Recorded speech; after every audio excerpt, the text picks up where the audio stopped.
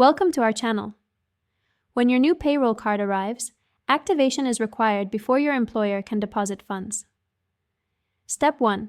Carefully open the envelope containing your payroll card and remove any attached stickers. Step 2. Read all the materials included with your card, including activation instructions and fee schedules. Step 3. Locate the activation phone number or website address provided in the welcome materials. Step 4.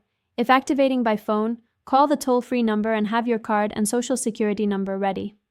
Step 5. Follow the automated prompts to enter your card number and verify your identity. Step 6. If activating online, visit the website and enter your card number along with required verification information. Step 7. Create a 4-digit PIN when prompted.